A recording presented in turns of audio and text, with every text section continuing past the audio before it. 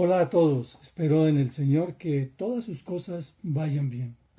Es para mí una gran alegría el tener nuevamente la oportunidad de compartir con ustedes la palabra del Señor a través de este medio.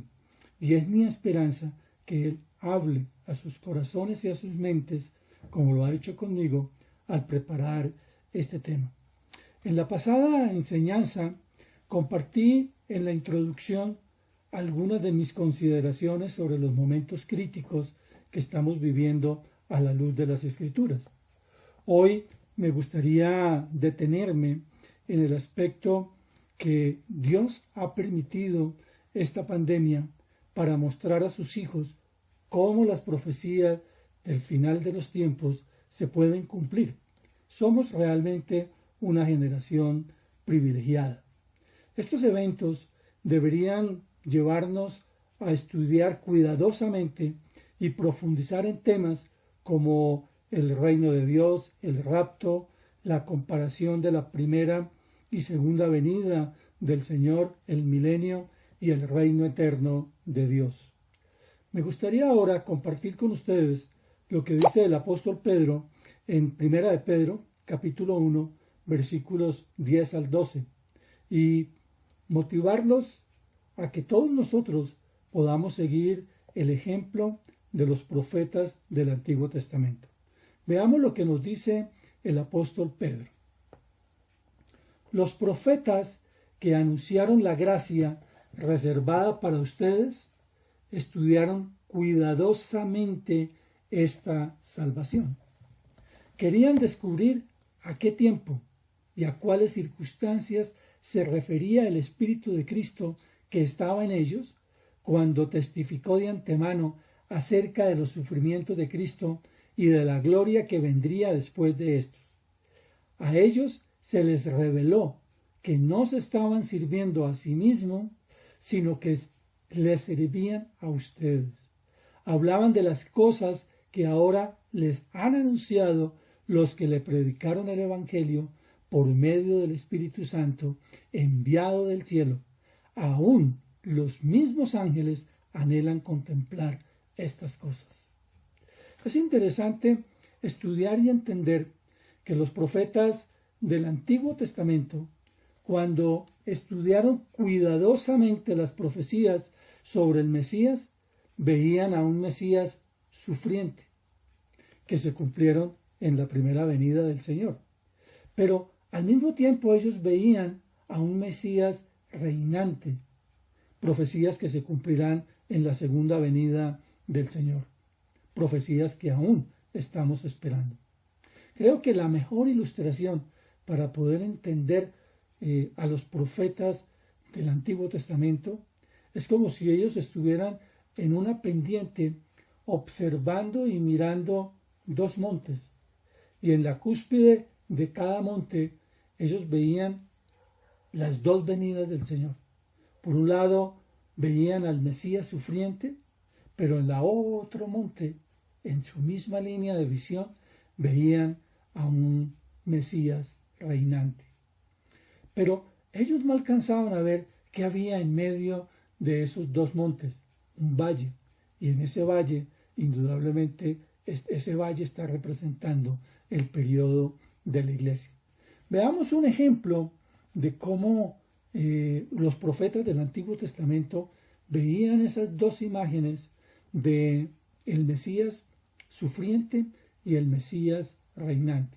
Tomemos por ejemplo al profeta Isaías. Y voy a leer Isaías capítulo 53, versículos del 3 al 6. Dice así la palabra de Dios.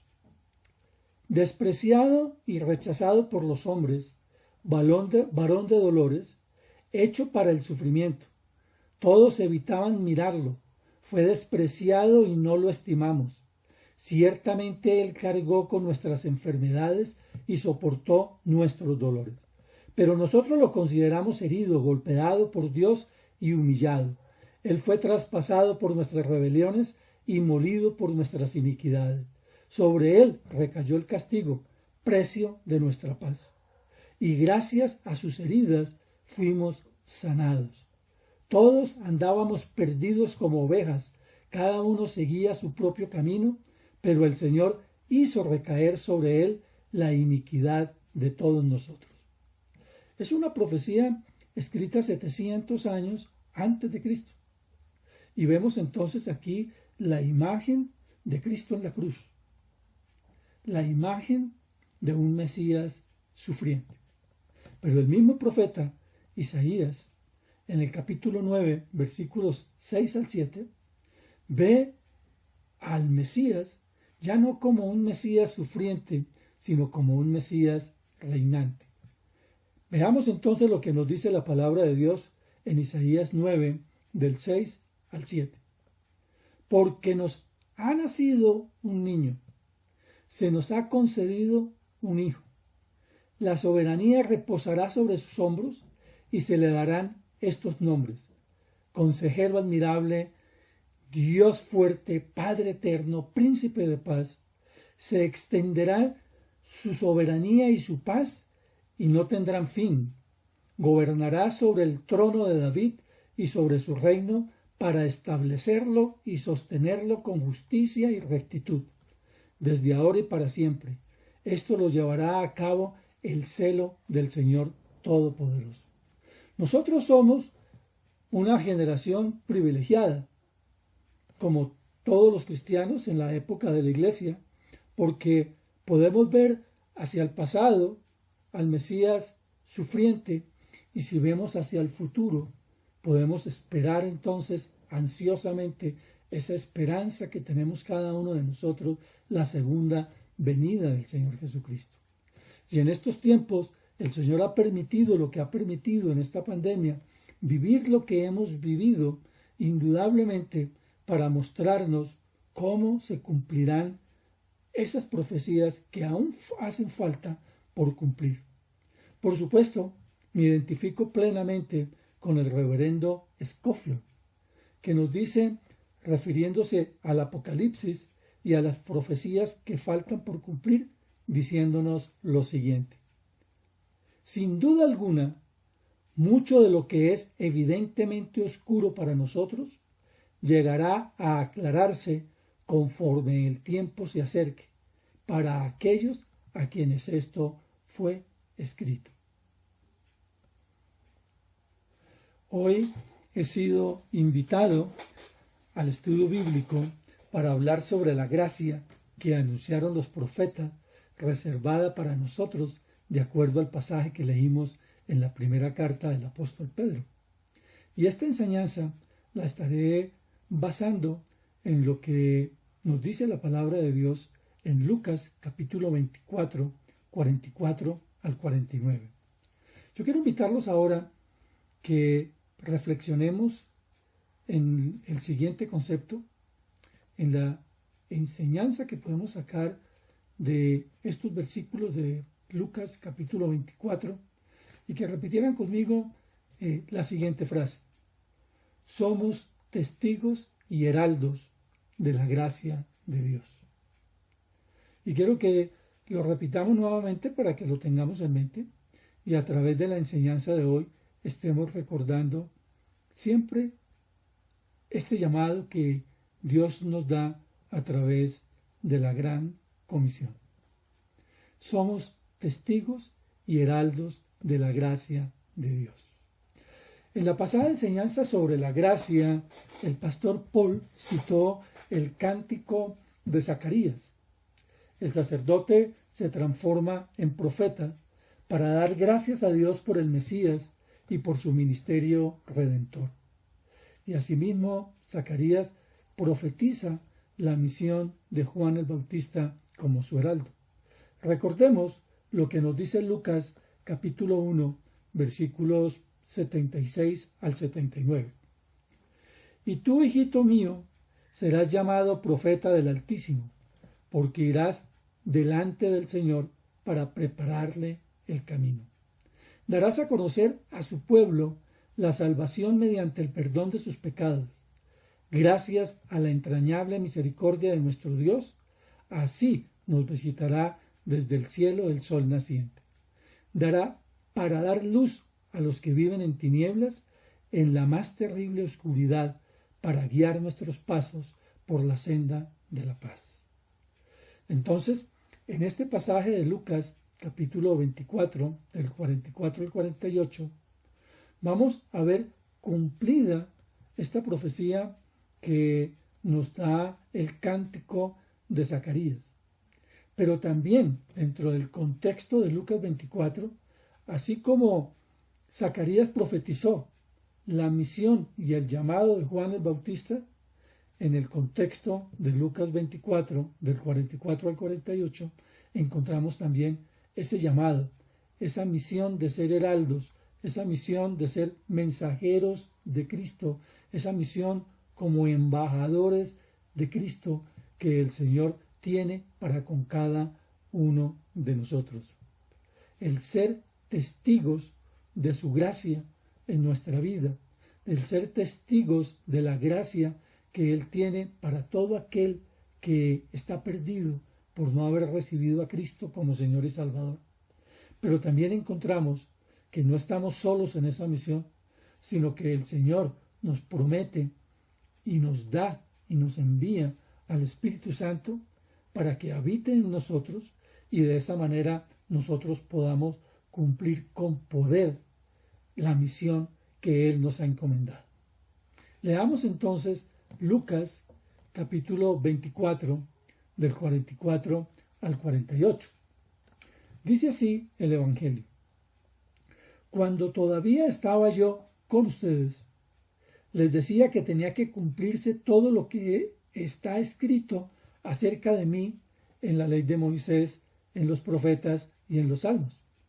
Entonces les abrió el entendimiento para que comprendieran las escrituras. Esto es lo que está escrito, les explicó, que el Cristo padecerá y resucitará al tercer día, y en su nombre se predicarán el arrepentimiento y el perdón de pecados a todas las naciones, comenzando por Jerusalén. Ustedes son testigos de estas cosas. Ahora voy a enviarles lo que ha prometido mi Padre, pero ustedes quédense en la ciudad hasta que sean revestidos del poder de lo alto. Voy a pedirles ahora que me acompañen en una oración antes de empezar a analizar estos versículos que he leído. Padre, yo quiero darte gracias por tu palabra. Quiero darte gracias por el privilegio, Señor, de ser tus hijos.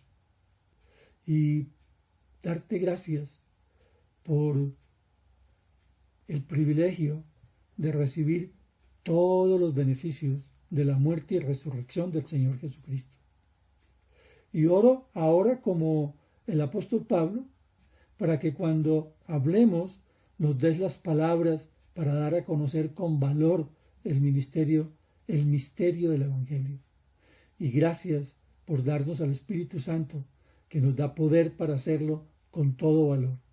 Todo esto, Señor, yo te lo pido en el nombre del Señor Jesucristo y en el poder del Espíritu Santo. Amén y amén.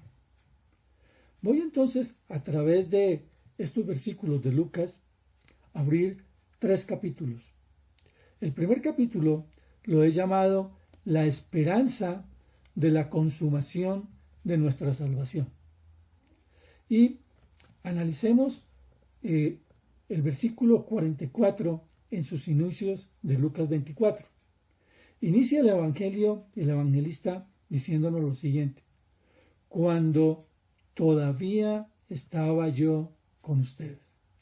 Es interesante notar que el Señor Jesucristo hace un contraste entre su antes de la crucifixión, y se refiere a ese antes cuando estaba con los discípulos, y lo contrasta con en este momento en que se les aparece, luego de haberse aparecido a las mujeres, a los 2 discípulos en el camino de Maús, ahora se aparece a los 11, y entonces en el contexto de este capítulo del Evangelio, y entonces les hace el contraste: cuando todavía estaba yo con ustedes.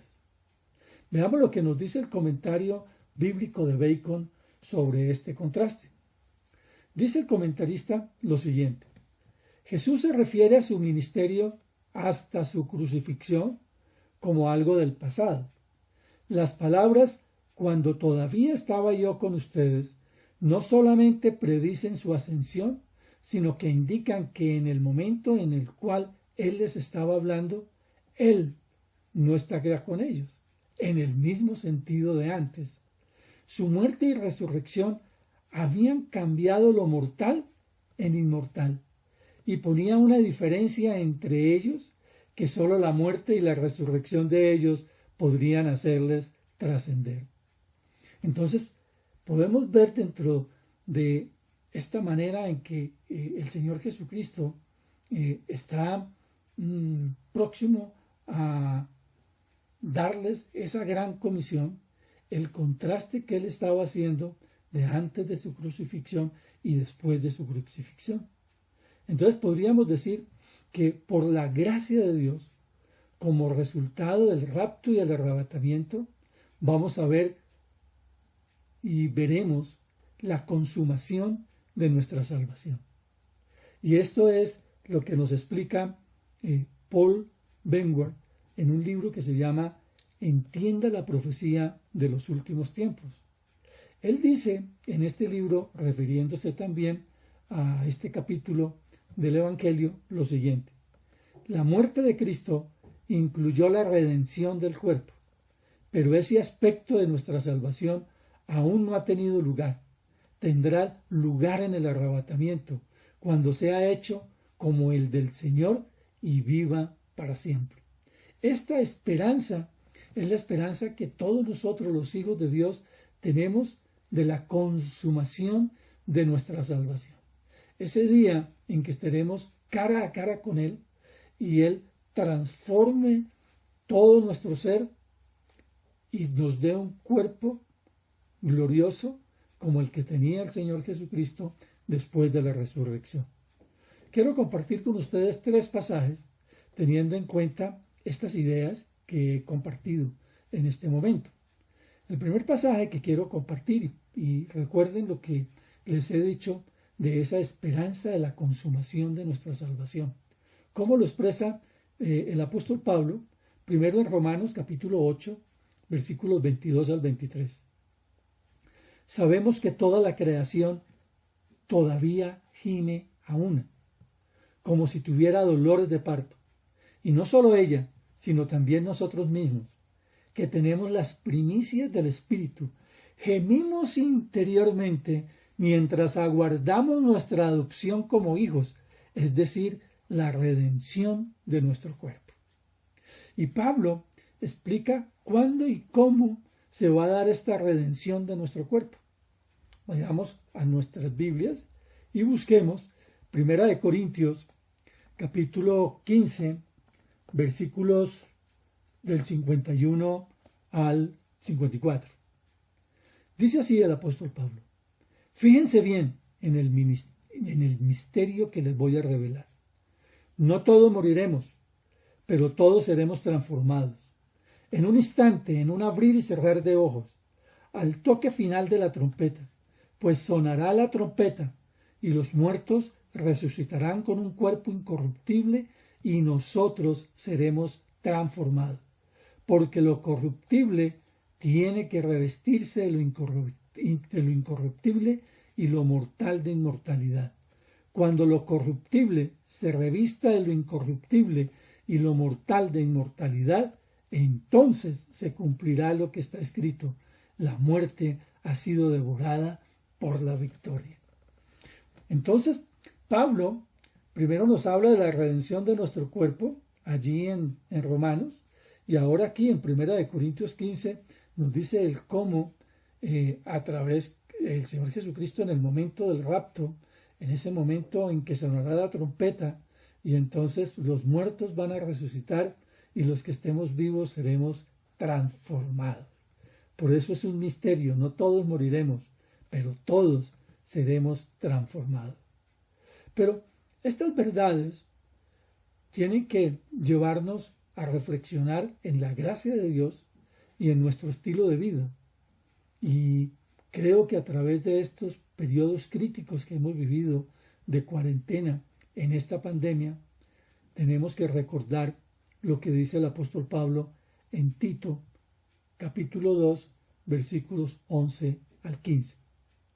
Dice así el apóstol Pablo: en verdad, Dios ha manifestado a toda la humanidad su gracia, la cual trae salvación, y nos enseña a rechazar la impiedad y las pasiones mundanas. Así podremos vivir en este mundo con justicia, piedad y dominio propio, mientras aguardamos la bendita esperanza, es decir, la gloriosa venida de nuestro gran Dios y Salvador Jesucristo. Él se entregó por nosotros para rescatarnos de toda maldad y purificar así para sí un pueblo elegido, dedicado a hacer el bien. Esto es lo que debes enseñar. Exhorta y reprende con toda autoridad, que nadie te menosprecie. Entonces, es claro que nosotros tenemos una misión. Aguardamos esa esperanza bendita, como la llama el apóstol Pablo, que es la segunda venida de Cristo, en la cual en el momento del rapto, seremos transformados y recibiremos la redención de nuestros cuerpos como el punto final de esa salvación y vida eterna que Dios nos ha dado. Pero esto implica que nosotros debemos esperar esa venida de Cristo. Nosotros debemos escudriñar las Escrituras para entender los tiempos de una manera diligente, como lo hicieron los apóstoles y los profetas del Antiguo Testamento. Y nosotros hemos sido un pueblo elegido, pero hemos sido elegidos para que estemos dedicados a hacer el bien, con justicia, piedad y dominio propio. El capítulo 2 de esta enseñanza lo he llamado la profecía cumplida en el Señor Jesucristo. Recordemos entonces Lucas 24, del 44 al 46. Cuando todavía estaba yo con ustedes, les decía que tenía que cumplirse todo lo que está escrito acerca de mí en la ley de Moisés, en los profetas y en los salmos. Entonces les abrió el entendimiento para que comprendieran las Escrituras. Esto es lo que está escrito, les explicó, que el Cristo padecerá y resucitará al tercer día. Entonces recordemos que la ley de Moisés, los profetas y los salmos constituyen las tres divisiones mayores de las Escrituras hebreas. El Señor se está refiriendo a toda la profecía mesiánica desde la primera promesa acerca de su primera venida, acerca del Mesías, que se encuentra en Génesis capítulo 3, versículo 15, hasta el libro de Malaquías. Entonces, el Señor Jesucristo, al resumirlo en estos tres grandes grupos, está recordándoles y diciéndoles que tendrían que ver cómo se cumplió todo lo que estaba escrito en la ley de Moisés, en los profetas y en los salmos. También nos dice el pasaje que en ese momento Él les abrió el entendimiento. Ahora, ¿en qué manera les abrió el entendimiento? No está declarado. Pero el autor Expenses sugiere que estas palabras son equivalentes a la declaración de Juan de que Jesús sopló y les dijo: reciban el Espíritu Santo, que es otra de las versiones de la Gran Comisión, pero de acuerdo con el apóstol Juan. Este pasaje se encuentra en Juan capítulo 20, versículo 22. Jesús aquí estaba dando a sus discípulos la inspiración necesaria para que pudieran comprender las Escrituras. Ahora, es apasionante realmente estudiar las más de 300 profecías que se encuentran en el Antiguo Testamento y que se cumplieron exactamente en la primera venida del Señor Jesucristo. Miren lo que dice el pastor Colin Crawford en su libro La palabra profética. Dice así el pastor Colin: no hay nada que inspire más confianza y fe en las profecías de la segunda venida de Cristo, como el hecho de que ya han sido cumplidas cada una de las profecías acerca de su primera venida. El Dios que cumplió la palabra en el pasado, la cumplirá en el futuro también. Entonces, nos abre nuevamente las Escrituras, como lo dice Apocalipsis, bienaventurado aquel que estudia acerca de la profecía sobre el Señor Jesucristo. Y quisiera entonces ahora junto con ustedes, estudiar algunas de las profecías sobre la primera venida del Señor Jesucristo en el Antiguo Testamento y su cumplimiento en el Nuevo Testamento. Veamos algunas de ellas. Por ejemplo, nacido en Belén, el Mesías tenía que nacer en Belén. Vayamos al libro de Miqueas, capítulo 5, versículo 2, y recordemos que Miqueas fue escrito más o menos en el siglo VIII antes de Cristo. Dice así el profeta: pero de ti, Belén Éfrate, pequeña entre los clanes de Judá, saldrá el que gobernará a Israel. Sus orígenes se remontan hasta la antigüedad, hasta tiempos inmemoriales. Esto es conocido por todos nosotros, cómo se cumple en el Señor Jesucristo, y lo podemos leer en Mateo capítulo 2, versículo 1. Dice el Evangelio según Mateo: después de que Jesús nació en Belén de Judea en tiempos del rey Herodes, llegaron a Jerusalén unos sabios procedentes del oriente.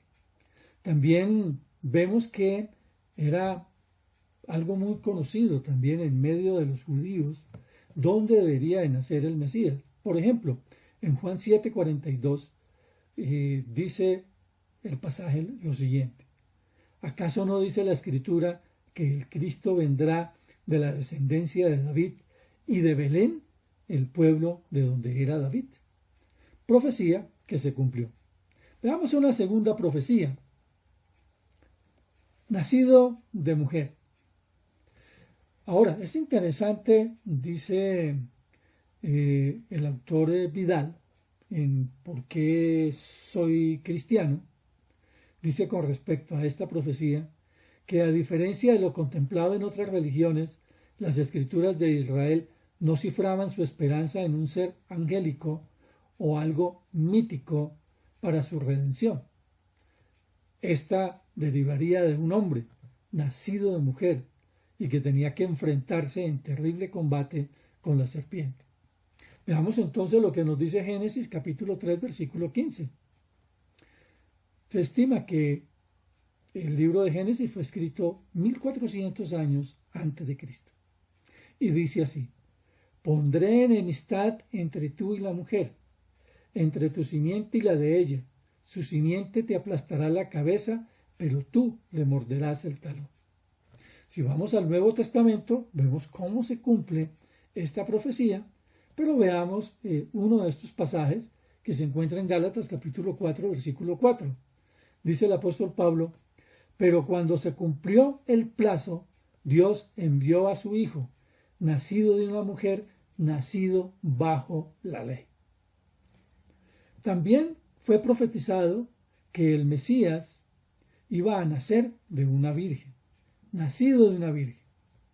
Vayamos nuevamente al libro del profeta Isaías, en el capítulo 7, versículo 14, y se estima que Isaías escribió estas profecías unos 700 años antes de Cristo. Y esto escribe el profeta: por eso el Señor mismo les dará una señal. La doncella concebirá y dará a luz un hijo y lo llamará Emmanuel. Y si avanzamos al Nuevo Testamento y vamos a Mateo capítulo 1, versículos 18, 24 y 25, vamos a leer el versículo 18. El nacimiento de Jesús, el Cristo, fue así. Su madre María estaba comprometida para casarse con José, pero antes de unirse a él, resultó que estaba encinta por obra del Espíritu Santo. Profecía cumplida. Veamos otra profecía y es aquella profecía sobre su descendencia, sobre su línea generacional. Es una profecía que decía que el Mesías era nacido de la línea de Isaí. Avancemos en el mismo libro de Isaías y vamos entonces al capítulo 11 y vamos a leer el versículo 1. Dice así: del tronco de Isaí brotará un retoño, un vástago nacerá de sus raíces. El espíritu del Señor reposará sobre él, espíritu de sabiduría y de entendimiento, espíritu de consejo y de poder, espíritu de conocimiento y de temor del Señor.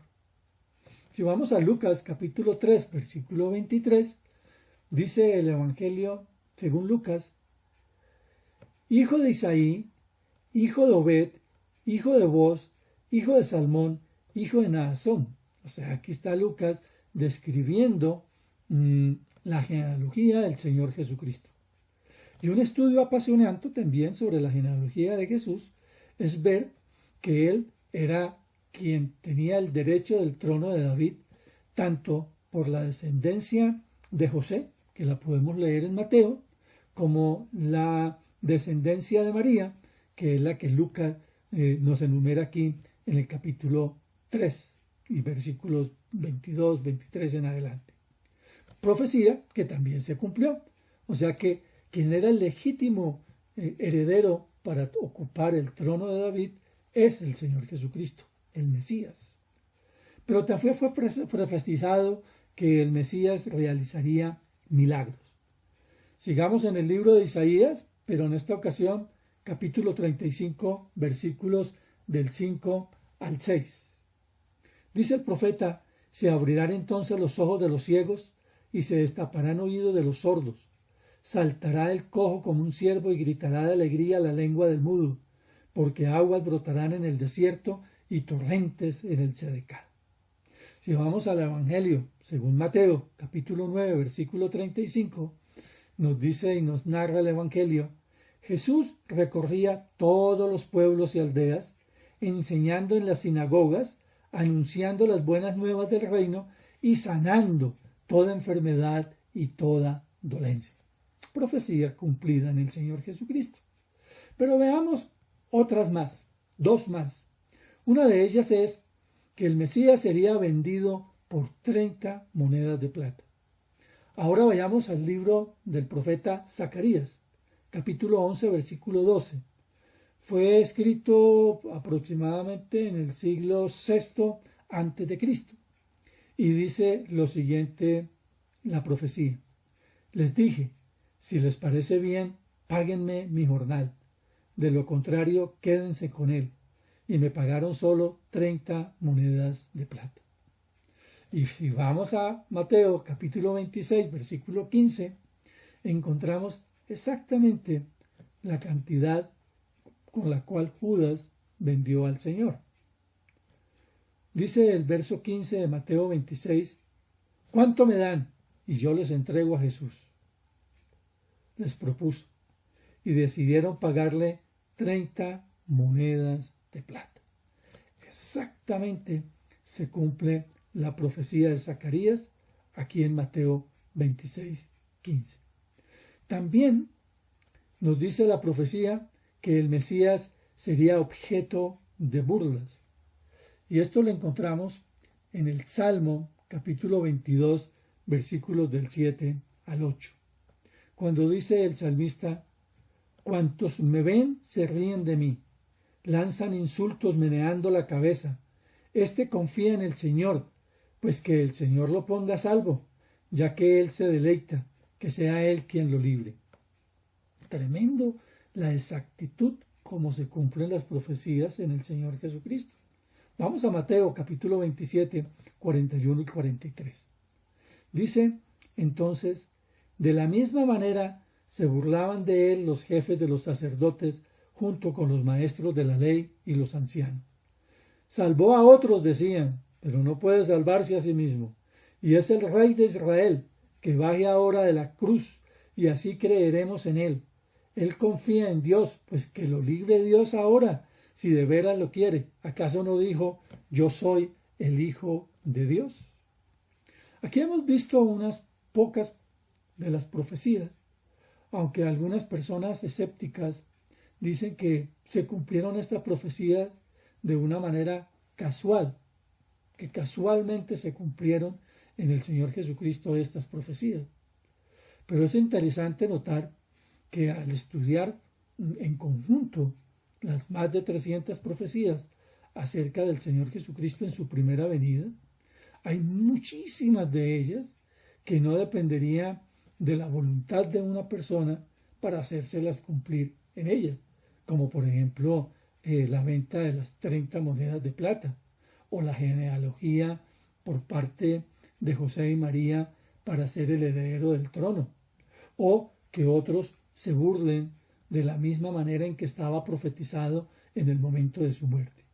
Contra esta objeción, que no tiene mucho peso, es importante tener en cuenta lo que dice César Vidal, que ya había citado anteriormente en su libro ¿Por qué soy cristiano? Dice César Vidal lo siguiente: hace ya algunas décadas Peter Stone realizó ese cálculo sobre la base de tan solo 8 profecías. El resultado fue que la posibilidad de que cualquier hombre pudiera haber vivido hasta el día de hoy y cumplido las 8 profecías era de 1 en 10 a la 17. Entonces imagínense, para que se pudiera haber cumplido de una manera casual, la probabilidad para que se pudiera haberse cumplido es, tomemos un 0, y agreguémosle 17 ceros y un 1 al final, y esa sería la probabilidad para que se cumplieran esas 8 profecías que estudió Peter Stone. Pero terminemos este capítulo recordando lo que dice el pastor Colin Crawford en su libro La palabra profética. Dice así el pastor Colin: hay más de 300 profecías en el Antiguo Testamento que han sido cumplidas a la letra. Aunque fueron escritas siglos antes de su cumplimiento, la probabilidad de que estas profecías fueran cumplidas por un mero accidente no existe. La única explicación razonable es la que encontramos en 2 de Pedro, capítulo 1, versículos 20 y 21. Ante todo, tengan muy presente que ninguna profecía de la Escritura surge de la interpretación particular de nadie, porque la profecía no ha tenido su origen en la voluntad humana, sino que los profetas hablaron de parte de Dios, impulsados por el Espíritu Santo.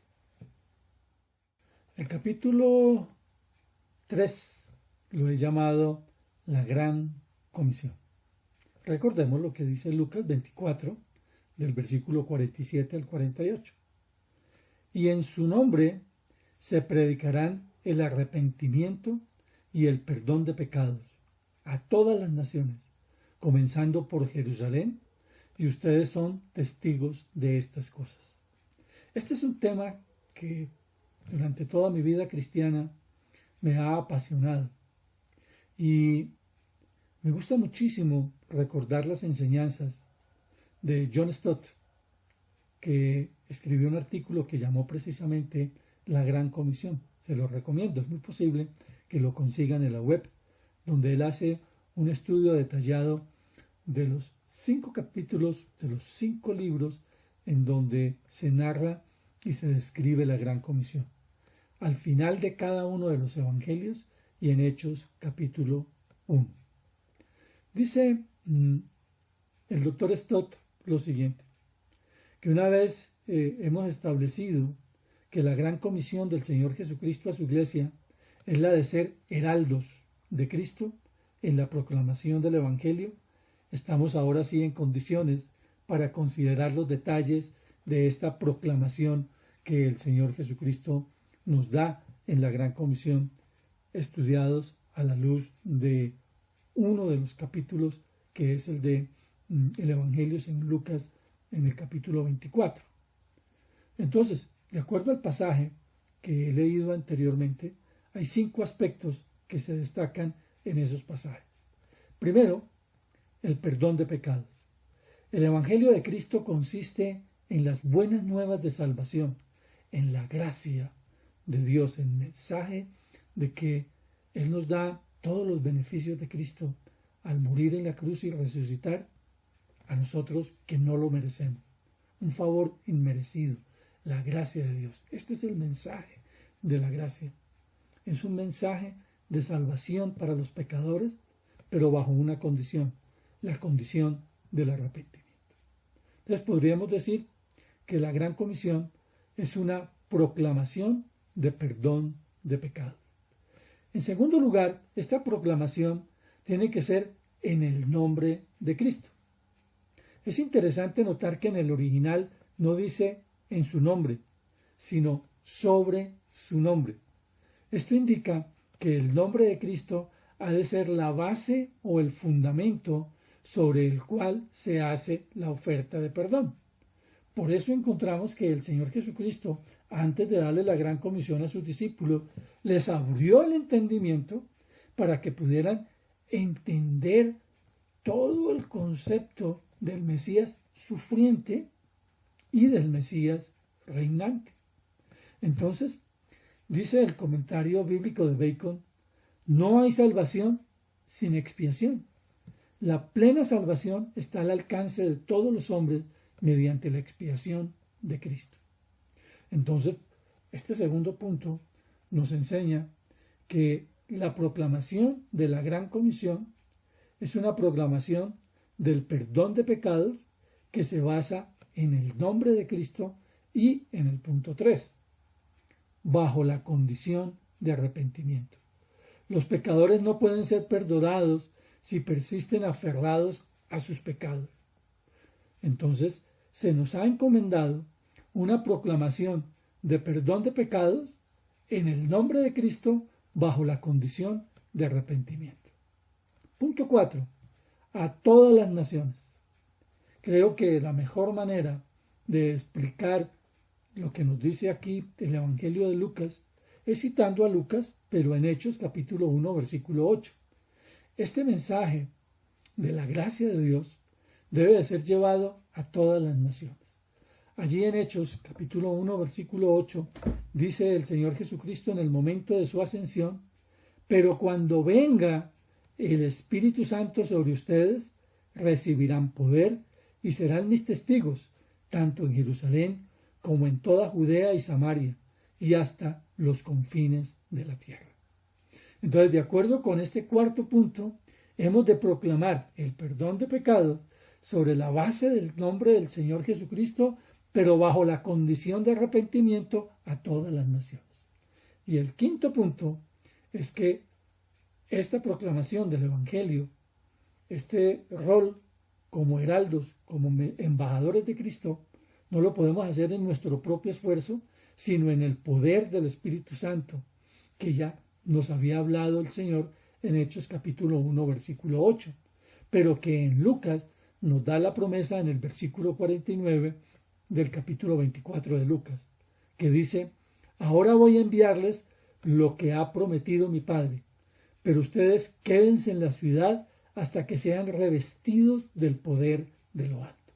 Entonces, en gran conclusión, somos llamados a proclamar el perdón de pecado sobre la base del nombre Salvador de Cristo, bajo la condición del arrepentimiento del pecador a todas las naciones en el poder del Espíritu Santo. Me uno a la proclamación que hace el doctor Stott en este estudio de la Gran Comisión. Y con esto terminamos la enseñanza del día de hoy. Que Dios nos dé gracia para obedecer a nuestro Señor resucitado y su comisión eterna e inmutable. Ahora concluyamos la enseñanza sobre la gracia de Dios y el ser mensajeros de la gracia de Dios con lo que dice el apóstol Pablo en Tito, capítulo 3, versículos 4 al 8. Pero cuando se manifestaron la bondad y el amor de Dios nuestro Salvador, Él nos salvó, no por nuestras propias obras de justicia, sino por su misericordia. Nos salvó mediante el lavamiento de la regeneración y de la renovación por el Espíritu Santo, el cual fue derramado abundantemente sobre nosotros por medio de Jesucristo nuestro Salvador. Así lo hizo, para que justificados por su gracia, llegáramos a ser herederos que abrigan la esperanza de recibir la vida eterna. Este mensaje es digno de confianza y quiero que lo recalques para que los que han creído en Dios se empeñen en hacer buenas obras. Esto es excelente y provechoso para todos. Recordemos entonces el gran resumen de Lucas capítulo 24, versículos 44 al 49. Repitamos nuevamente esta frase. Somos testigos y heraldos de la gracia de Dios.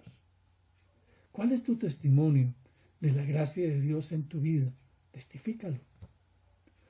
¿Qué te ha enseñado el Señor a través de la Escritura, a través del cumplimiento de las profecías en Él como Mesías sufriente, las profecías en Él como Mesías reinante, que estamos próximos a que se cumplan?